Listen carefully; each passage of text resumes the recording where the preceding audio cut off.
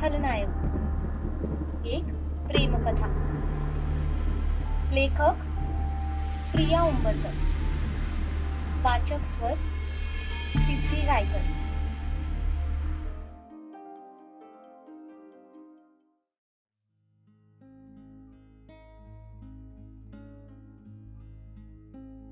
नेहमीप्रमाणे तिला सकाळी जाग आली तर एक मेड तिच्या रूम मध्येच उभी होती. तिच्याच उठण्याची वाट बघत होती. तिच्या मदतीने तपस्याने तिचं सगळं आवरलं. नाश्ता पण तिला जागेवरच मिळाला.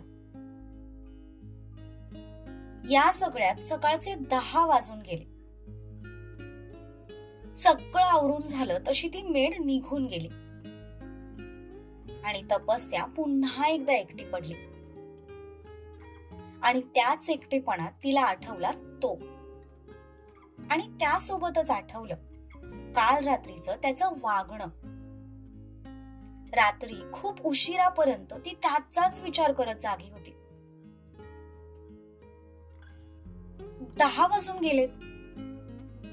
सर अजून आले कसे नाही?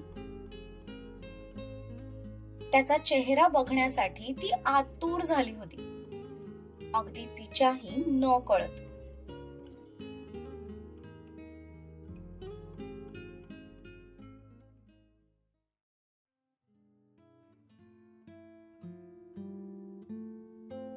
इकडे तो मात्र त्याच्या कामात बिझी होता. दुपारपर्यंत तरी त्याला घरी थांबणं भाग होतं, पण नंतर तो एक हिशोब पूर्ण करायला जाणार होता. त्याचा मोबाईल वाजला.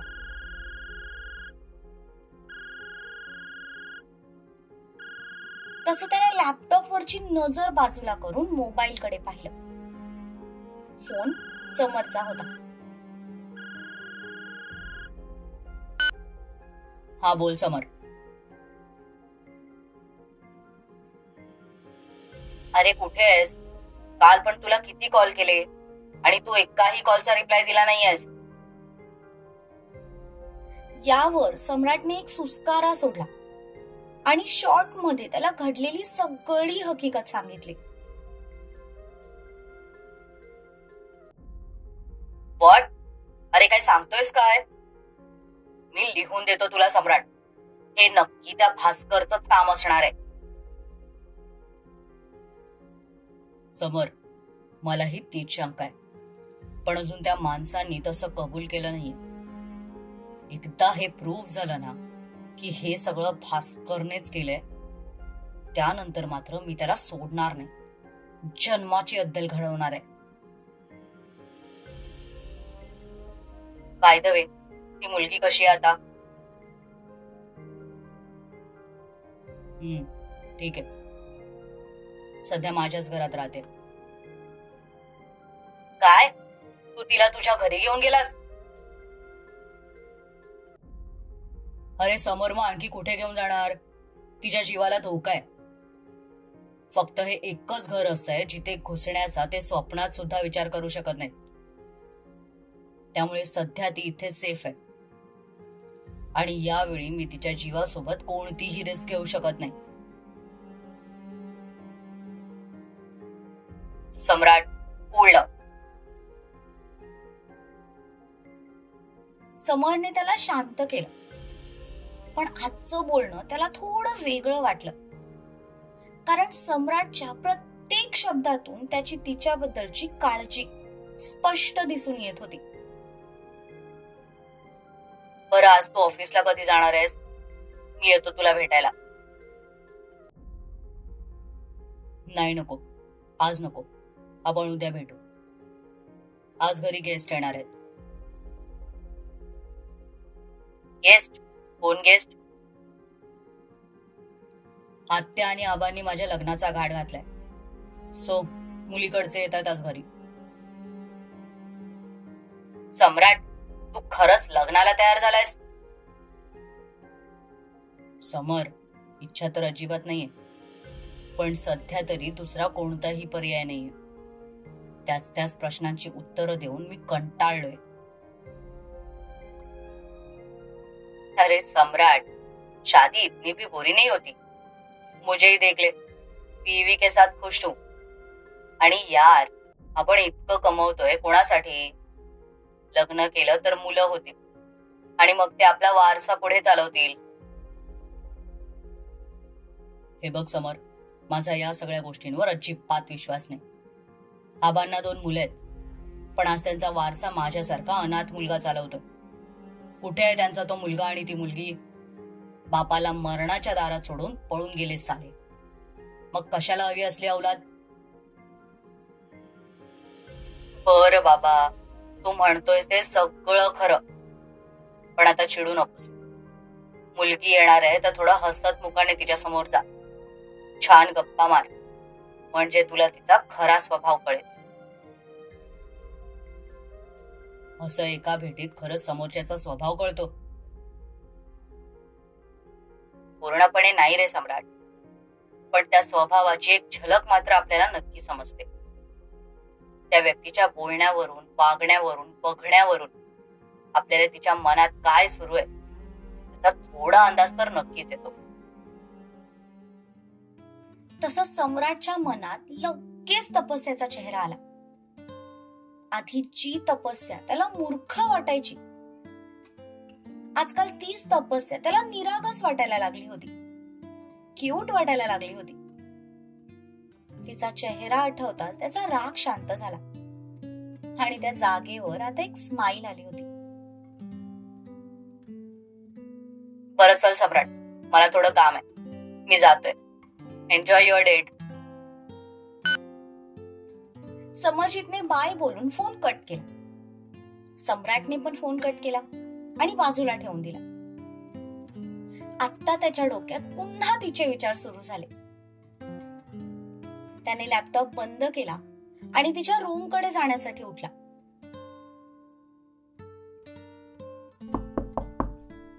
पण तितक्यात आज्ञा आली. भाई, लवकर रेडी हो, गेस्ट 15-20 मिनिटात घरी येत आहेत.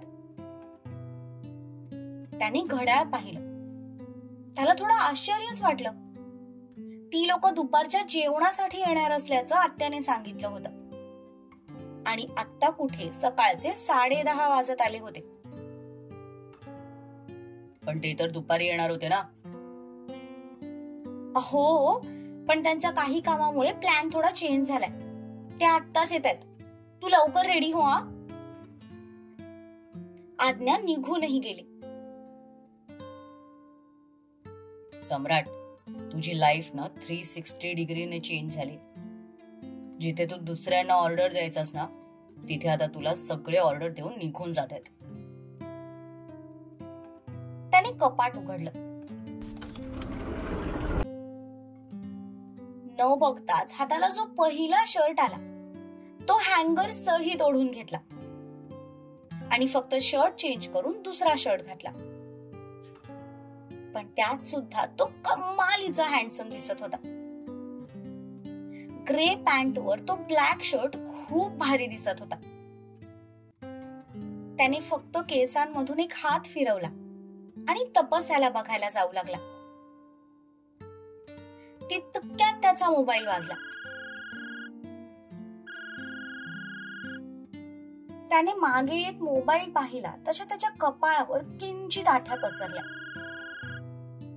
तो फोन कॉल खूप इम्पॉर्टंट होता, त्यामुळे तो कट करू शकत नव्हता. त्याने फोन रिसीव्ह केला आणि बोलण्यात बिझी झाला.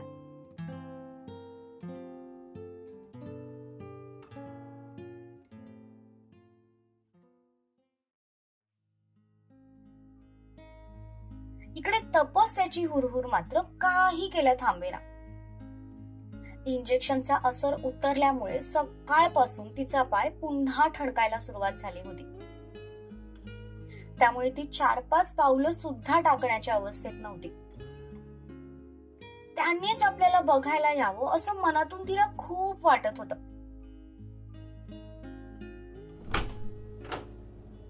दरवाजा उघडण्याचा आवाज आला तसे तिचे कान टवकारले गेले. नजर आपोआप त्या दिशेला वळाली. पण दारात आज्ञाला बघून तिचा चेहरा थोडा हिरमुसला. गुड मॉर्निंग तपस्या. Good morning. आता कसं वाटतंय तुला? ठीक वाटतंय ना? हो, बाकी तर ठीक आहे, पण पाय जरा दुखतोय. डोंट वरी, गेस्ट गेले ना की मग भाईला सांगते, तो डॉक्टरांना बोलवेल. गेस्ट? कुणी येणार आहे का? हो, आज ना खूप स्पेशल गेस्ट येणार आहेत. अरे वा, कोण येणार आहे? अगं तपस्या, आज ना भाईची फ्युचर वाईफ येणार आहे. आय मीन, सध्या तर फक्त बघायचाच कार्यक्रम आहे, बट आय एम शुअर की भाईला ती नक्की आवडेल, कारण ती खूप म्हणजे खूप म्हणजे खूप जास्त सुंदर आहे. तू जर तिचा फोटो बघशील ना तर बघत राहशील. सर लग्न करतायत? येस, तुला सांगते, 3 वर्षांपासून आई आणि आबा लग्न कर म्हणून त्याच्या मागे लागलेत, पण त्याने कोणाचंच ऐकलं नाही. पण यावेळी मात्र तयार झालाय, आणि थँक गॉड तयार झालाय. मी तर त्याच्या लग्नासाठी खूप एक्साइटेड आहे. किती किती प्लॅन करून ठेवलेत मी. आफ्टर ऑल मेरे भाई की शादी आहे. आज्ञा एकदम उत्साहाने सगळं सांगत होती, पण तिचं प्रत्येक वाक्य तपस्याला त्रासदायक वाटू लागलं.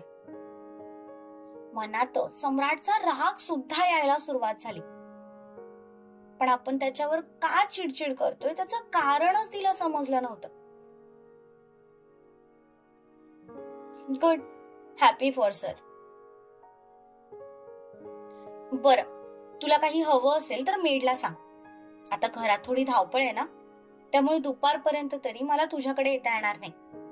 आय होप तू समजून घेशील. नो प्रॉब्लेम, तुम्ही तुमचं फंक्शन एन्जॉय करा. आणि सध्या तरी मला कसलीच गरज नाहीये. कुणाला पाठवू नकोस. मी झोपते थोडा वेळ. Okay then, take a rest. आज्ञा निघून गेली, पण ती निघून जाताच तपस्याने इतका वेळ दाबून धरलेला श्वास मोकळा सोडला. वाव, सर लग्न करतायत. मग माझ्यासोबत काल असं का वागले? का मला स्वतःसाठी विचार करायला भाग पडलं? तपस्या, यात चूक तुझीच आहे. तू का त्यांचा विचार करत बसलीस? आणि तसंही हे श्रीमंत लोक कधीच कोणाचे नसतात. फक्त आणि फक्त सेल्फिश असतात. त्यांच्यासाठी गरीब लोक म्हणजे यूज अँड थ्रो पेन सारखे असतात. काम झालं की फेकून देतात. तूच मूर्खासारखी कालपासून त्याचा विचार करत बसलेस. तू ना मूर्ख आहेस, बिंडोक आहेस, बेअक्कल आहेस. ती रागात स्वतःलाच ओरडत होती. राग नेमका त्याचा आला होता की स्वतःचा, तेच तिला कळत नव्हतं. पण राग आला होता हे मात्र नक्की.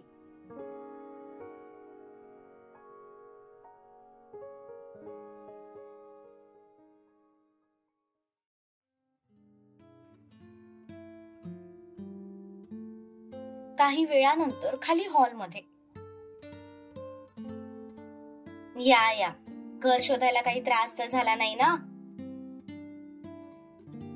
नाही, खानविलकरांचं घर कोणाला माहित नसणार, शिवांगीचे वडील म्हणाले. तिचे आई वडील आणि ती असे ते तिघे आले होते. आबा आणि आत्याला बघून शिवांगी लगेच पुढे झाली. तिने पाया पडत त्यांचे आशीर्वाद घेतले. तिचे संस्कार बघून आबा आणि आत्या पण खुश झाले. त्यांना सम्राटसाठी अशीच मुलगी हवी होती. त्यात भरीस भर म्हणून ती दिसायलाही सुंदर होती. दुधासारखा गोरा रंग, काळे भोर टप्पोरे डोळे, दाटसर पापण्या, गुलाबासारखे ओठ आणि त्यावर असलेला काळा तीळ. त्यात तिने साडी नेसली असल्यामुळे तिचं सौंदर्य अजून उठून दिसत होतं. आबा आणि आत्या दोघांनाही शिवांगी एकाच नजरेत पसंत पडली. आज्ञाला पण ती खूप आवडली. या ना या, बसा. आत्या त्या तिघांनाही इशारा करत म्हणाल्या. तसे ते तिघेही सोफ्यावर बसले. काही वेळातच एक सर्व्हंट पाणी घेऊन आला. सम्राट कुठे दिसत नाहीये? आहे ना, इथेच होता. त्याला एक फोन आला म्हणून जरा बाजूला गेला होता.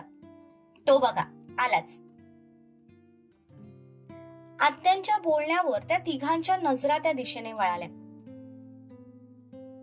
सम्राट अगदी स्टाईल मध्ये चालत येत होता. शिवांगीने त्याच्याकडे पाहिलं. ब्लॅक शर्ट, फोल्ड केलेल्या स्लीव्स, ग्रे कलरची पॅन्ट आणि किंचित अस्ताव्यस्त केस, पण त्यात सुद्धा तो किल्लर दिसत होता. त्याला बघताच तिच्या चेहऱ्यावर एक स्माईल आली. तिने लाजून नजर खाली झुकवली. हॅलो गाईज, सॉरी, एक फोन आला होता. त्याने अजूनही शिवांगीकडे पाहिलं नव्हतं. नमस्कार, मी विक्रम, ही गिरिजा. आम्ही शिवांगीचे आई वडील आहोत आणि ही आमची मुलगी शिवांगी. विक्रमने शेजारी बसलेल्या शिवांगीची ओळख करून दिली. तेव्हा कुठे सम्राटची नजर तिच्यावर गेली. तिने पण नेमकं त्याच वेळी नजर वर करून त्याच्याकडे पाहिलं. सम्राटने तिच्याकडे पाहिलं पण काहीच एक्सप्रेशन्स दिले नाहीत. त्याचा चेहरा निर्विकार होता. तो सरळ सोफ्यावर जाऊन बसला. तशा तिच्या कपाळावर आठ्या पसरल्या. आजपर्यंत असं कधीही झालं नव्हतं की एखाद्या मुलाने तिच्याकडे पाहिलं आणि तो तिच्याकडे पाहतच राहिला नाही. काही मिनिटांसाठी तरी समोरच्याची नजर तिच्यावर टिकून राहायची. पण सम्राटने मात्र अर्ध्या मिनिटाच्या आत हॅलो बोलत तिच्यावरची नजर बाजूला केली होती.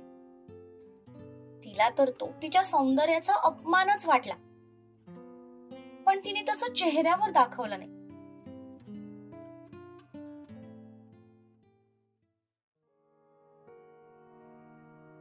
आले असतील का पाहुणे? आलेच असतील. मी जाऊन बघू का? नाही नको, तू या घरात पाहुणी आहेस. पाहुणी पण नाही, तू या घरची नोकर आहेस. तेव्हा नोकरासारखीच राहा. उगीच नसता आगाऊपणा करायला जाऊ नकोस. पण मी कुठे खाली जाणार आहे? वरूनच खाली डोकावून बघते. निदान अशी कोण हुरची परी आहे ते तरी बघते. इथे तपस्याची स्वतःशीच बडबड सुरू होती. शेवटी हो नाही करत तिने पाय खाली ठेवला आणि उठून उभी राहिली. पण उभं राहताच पुन्हा एक वेदनेची तीव्र कळ तिच्या पूर्ण शरीरातून वाहून गेली. इंजेक्शनचा असर आता पूर्णपणे उतरला होता. त्यामुळे तिला जबरदस्त वेदना होत होत्या. पण तरीही त्या वेदनांना न जुमानता एक एक पाऊल टाकत ती दरवाजापर्यंत पोहोचली. त्या जखमेच्या ड्रेसिंग वरून तिला आता थोडंसं रक्त सुद्धा दिसू लागलं होतं. पण तिने त्याकडे दुर्लक्ष केलं आणि बाहेर कॉरिडॉर मध्ये आली.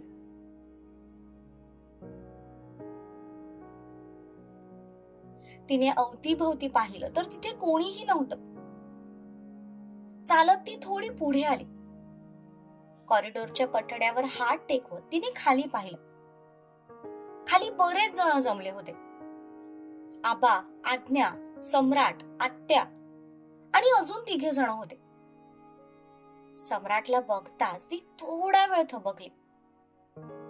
तो अगदी स्टाईल मध्ये सोफ्यावर बसला होता आणि शिवांगीच्या आई वडिलांशी बोलत होता.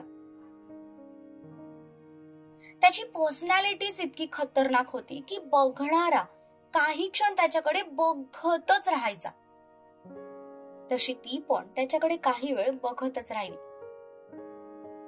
आणि नंतर तिचं लक्ष त्याच्या समोर बसलेल्या मुलीकडे गेलं. आणि आता मात्र तिच्या मनात जणू वणवा पेटला, कारण ती मुलगी दिसायला तिच्यापेक्षा सुंदर होती आणि मुख्य म्हणजे ती सम्राट सोबत बोलत होती. सम्राट पण मध्ये मध्ये किंचित स्माईल करत तिच्याशी बोलत होता. खरं तर तो फक्त विचारलेल्या प्रश्नांची उत्तरं देत होता, पण हे मॅडमला माहित नव्हतं. त्यामुळे तिला असं वाटलं की तो स्वतःहून इंटरेस्ट घेऊन तिच्याशी बोलतोय. त्यांचं बोलणं तर तिच्या कानाशी पडत नव्हतं, पण त्याचं असं त्या मुलीशी हसून बोलणं तिच्या डोक्यात गेलं. तसं कठड्यावर असलेली तिच्या हाताची मूठ तिने जरा जास्त चावळली. हा ठीक आहे ना, दिसायला आहे हुरची परी, म्हणून काय झालं? असं पहिल्याच भेटीत कोण मुलासोबत इतकं दात काढून बोलतं का? तिचा नुसता त्रागा होत होता. पण तितक्यात तिने पाहिलं की शिवांगी आणि सम्राट दोघेही त्यांच्या जागेवरून उठले. ते बघून तिचं ते छोटंसं नाक अजून लाल झालं. सम्राटने शिवांगीला पुढे चालायचा इशारा केला. तसं तिने साडीचा पदर दुसऱ्या बाजूने घेतला आणि केस कानामागे सारत ती पुढे चालू लागली. स्टाईल तर अशी मारते जणू विवाह मधली अमृता राव आहे.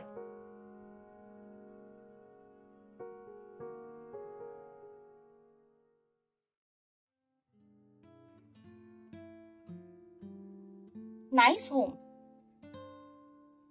या, थँक्स. ते दोघे पुढे चालू लागले. त्याला या सगळ्यात फार काही इंटरेस्ट वाटत नव्हता, पण त्याला आबांचं मन दुखवायचं नव्हतं, म्हणून तो हे सगळं करत होता. ते चालत वर आले. सम्राटची रूम तपस्याच्या रूमच्या ऑपोजिट डिरेक्शनला होती.